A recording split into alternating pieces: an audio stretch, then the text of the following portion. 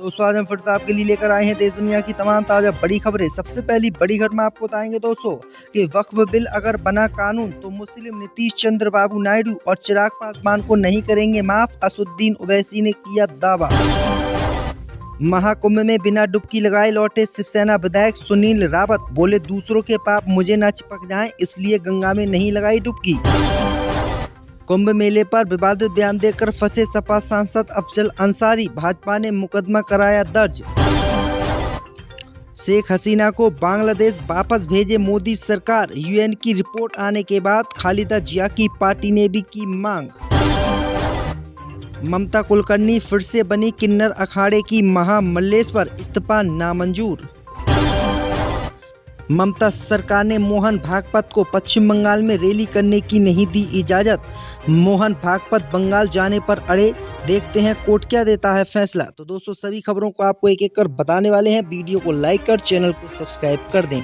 इसी बीच पर तो दोस्तों अगली खबर की ओर, तो वक्फ बिल अगर कानून बना तो मुस्लिम नीतीश कुमार चंद्रबाबू नायडू और चिराग पासवान को नहीं करेंगे माफ, असदुद्दीन ओवैसी ने किया दावा। दोस्तों आपको बता दें कि बजट सत्र के आखिरी दिन संसद के दोनों सदनों में केंद्र सरकार द्वारा वक्फ विधेयक पर संसद की संयुक्त समिति की रिपोर्ट पेश करने को लेकर विपक्षी सांसदों का हंगामा देखने को मिला। विपक्ष ने आरोप लगाया कि उनके सदस्यों के असहमति नोट के कुछ हिस्सों को रिपोर्ट से हटा दिया गया। हालांकि भाजपा के नेतृत्व वाली राष्ट्रीय जनतांत्रिक गठबंधन ने इससे इनकार किया। वहीं आपको बता दें कि यह वक्फ संशोधन विधेयक को लेकर हैदराबाद से सांसद असदुद्दीन ओवैसी ने नीतीश कुमार चंद्रबाबू नायडू और चिराग पासवान से बड़ी मांग की है। उन्होंने कहा कि नीतीश कुमार चंद्रबाबू नायडू अगर चिराग पासवान चाहें तो वक्फ संशोधन विधेयक कानून नहीं बन पाएगा और इसे लोकसभा में ही रोक लिया जाएगा। अगर वक्फ संशोधन विधेयक कानून बना तो देश के मुसलमान नीतीश कुमार चंद्रबाबू नायडू और चिराग पासवान को माफ नहीं करेंगे, क्योंकि इनकी वजह से ही ये बिल पास होगा। अगर ये नहीं चाहेंगे तो ये बिल पास नहीं हो पाएगा, क्योंकि भाजपा को बहुमत प्राप्त नहीं है। इसी बीच पर तो दोस्तों अगली खबर की ओर, तो कुंभ में बिना डुबकी लगाए लौटे शिवसेना विधायक सुनील रावत, बोले दूसरों के पाप मुझे ना चिपक जाएं इसलिए नहीं लगाई डुबकी। दोस्तों आपको बता दें कि उत्तर प्रदेश के प्रयागराज में चल रहे महाकुंभ का मेला अब अपने अंतिम चरण में है। इस दौरान संतों, महंतों, राजनीतिक नेताओं और आम लोगों ने बड़ी संख्या में त्रिवेणी संगम नदी में स्नान किया। इस बीच शिवसेना ठाकरे गुट के विधायक और संजय रावत के भाई सुनील रावत का बड़ा बयान चर्चा में बन गया है। मुंबई के विक्रोली से विधायक सुनील रावत, जो महाकुंभ में शामिल नहीं हुए, उन्होंने एक बयान दिया है। वे विक्रोली में सिमल पाव फूड महोत्सव में भाग लेने पहुंचे। उन्होंने कहा कि आज ही मैं प्रयागराज से मुंबई आया हूं। मेरे आने पर कुछ लोगों ने मेरे पैर भी छुए। 2 दिन से प्रयागराज में था, कुंभ का मजा ले रहा था, कौन कितने पाप धो रहा है ये देख रहा था। लोग को पाप धोते हुए देख मुझे ये चिंता हुई कि उनके पाप कहीं मेरे शरीर से ना चिपक जाएं, इसलिए मैंने संगम में डुबकी नहीं लगाई। उनके इसी बयान का अब हिंदूवादी संगठन विरोध कर रहे हैं। इसी बीच पर तो दोस्तों अगली खबर की ओर, तो शेख हसीना को वापस बांग्लादेश भेजे भारत, यूएन की रिपोर्ट के बाद खालिदा जिया की पार्टी का आया रिएक्शन। दोस्तों आपको बता दें कि बांग्लादेश की पूर्व प्रधानमंत्री खालिदा जिया की पार्टी ने गुरुवार को उम्मीद जताई है कि यूएन की रिपोर्ट के बाद भारत उसकी प्रतिद्वंदी शेख हसीना को बांग्लादेश वापस भेज देगा। इस बीच बांग्लादेशी विदेश मंत्रालय ने कहा कि हसीना के प्रत्यार्पण के लिए भारत से पहले ही अनुरोध किया जा चुका है, जरूरत पड़ने पर दोबारा आग्रह भी किया जाएगा। आपको बता दें कि पिछले वर्ष जुलाई अगस्त के दौरान तत्कालीन प्रधानमंत्री हसीना की अगुवाई वाली आवामी लीग सरकार के खिलाफ छात्रों की अगुवाई में हिंसक प्रदर्शन हुए थे, जिसके चलते 5 अगस्त को हसीना सरकार का पतन हो गया। तब से वह भारत में है। इसी बीच पर तो दोस्तों अगली खबर की ओर, तो कुंभ मेले पर विवादित बयान देकर फंसे सपा सांसद अफजल अंसारी, मुकदमा हुआ दर्ज। दोस्तों आपको बता दें कि उत्तर प्रदेश के गाजियाबाद से सपा सांसद अफजल अंसारी पर महाकुंभ को लेकर मुकदमा दर्ज हुआ है। दरअसल आपको बता दें कि समाजवादी पार्टी के सांसद ने बीते दिनों महाकुंभ को लेकर एक बयान दिया था। उन्होंने अपने बयान में कहा था कि संगम तट पर नहाकर व्यक्तियों का पाप धुल जाएगा। पाप धुल जाएगा इसका मतलब आगे बैकुंठ में जाने का रास्ता खुल जाएगा। ऐसे में जो लोग भीड़ देखने को मिल रही है, उससे लगता है कि अब नरक में कोई जगह नहीं बचेगी और उधर हाउसफुल हो जाएगा।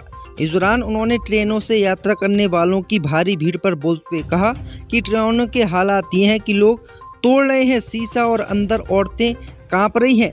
क्योंकि जो कोई भी गंगा में डुबकी लगा रहा है वो एकदम शरीफ हो जा रहा है, पाक हो जा रहा है और उस पर किसी तरह के कोई भी वो जो है नहीं रहेंगे। इससे भी बढ़ते दोस्तों अगली खबर की ओर, तो ममता कुलकर्णी फिर से बनी किन्नर अखाड़े की महामल्लेश्वर, इस्तीफा नामंजूर। जब दोस्तों आपको बता दें कि बॉलीवुड एक्ट्रेस ममता कुलकर्णी एक बार फिर से किन्नर अखाड़े में महामल्लेश्वर पद ग्रहण कर लिए हैं। फिल्म जगत से अध्यात्म के क्षेत्र में आई और हाल में किन्नर अखाड़े के महामल्लेश्वर पद से इस्तीफा देने वाली ममता ने एक वीडियो जारी किया है और कहा है कि उनका इस्तीफा स्वीकार नहीं किया गया। उन्होंने कहा कि वह किन्नर अखाड़े की महामल्लेश्वर बनी रहेंगी। किन्नर अखाड़े की आचार्य महामल्लेश्वर लक्ष्मी नारायण त्रिपाठी ने ममता कुलकर्णी के महामल्लेश्वर पद पर बने रहने की पुष्टि की है।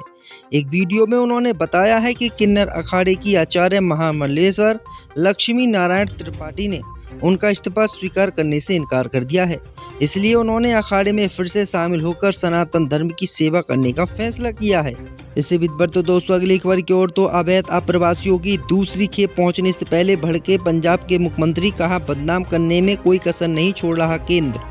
जब दोस्तों आपको बता दें कि अमेरिका से अवैध अप्रवासी भारतीयों को लेकर शनिवार को विशेष विमान अमृतसर पहुंचने वाला है। इसके बाद 16 फरवरी को एक और विमान अमृतसर पहुंच रहा है।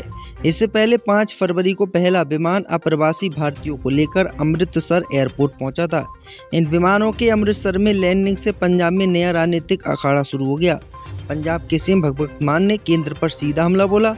पंजाब के मुख्यमंत्री भगवंत मान ने केंद्र पर निशाना साधते हुए सवाल किया कि अमेरिका से अवैध भारतीय प्रवासियों को लेकर आए दूसरे विमान को उतारने के लिए अमृतसर हवाई अड्डे को ही क्यों चुना गया।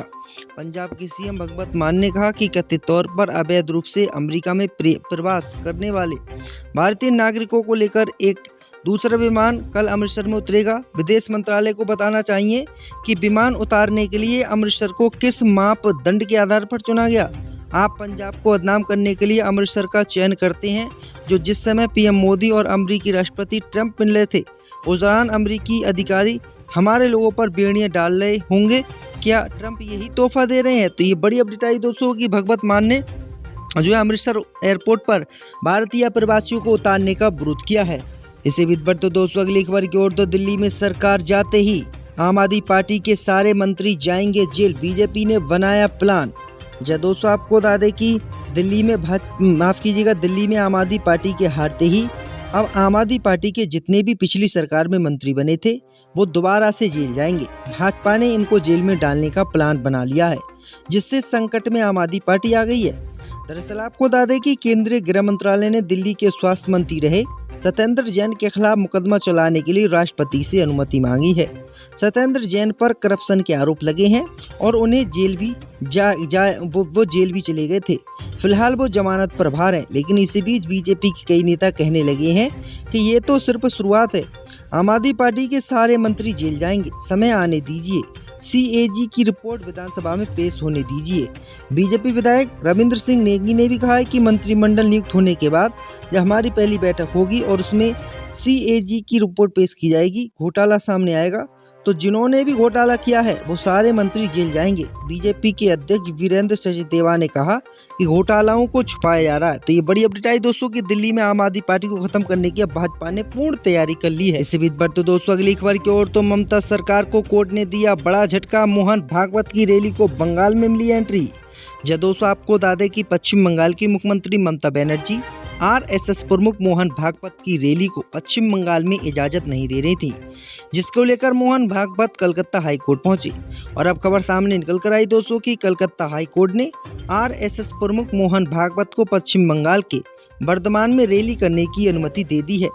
यहाँ 16 फरवरी 2025 को आरएसएस की रैली होनी है, जिसके लिए पश्चिम बंगाल पुलिस ने अनुमति देने से इनकार कर दिया था। इसके बाद आरएसएस ने कोर्ट का दरवाजा खटखटाया था और मीडिया रिपोर्ट के मुताबिक कोलकाता हाई कोर्ट के जज ने बंगाल सरकार की आपत्ति को खारिज करते हुए आरएसएस की रैली को सशर्त अनुमति दे दी। इस रैली में आरएसएस प्रमुख मोहन भागवत के शामिल होने की संभावना है। कोलकाता हाई कोर्ट ने कहा कि रैली शांतिपूर्ण तरीके से निकाली जानी चाहिए और आवाज़ कम रखी जानी चाहिए। बंगाल पुलिस ने यह कहते हुए अनुमति देने से इनकार कर दिया था कि इस समय Bengal board of secondary education द्वारा आयोजित 10वीं की परीक्षा चल रही है और इसलिए लाउड स्पीकर के इस्तेमाल पर रोक है। तो ये बड़ी अपडेट आ रही दोस्तों।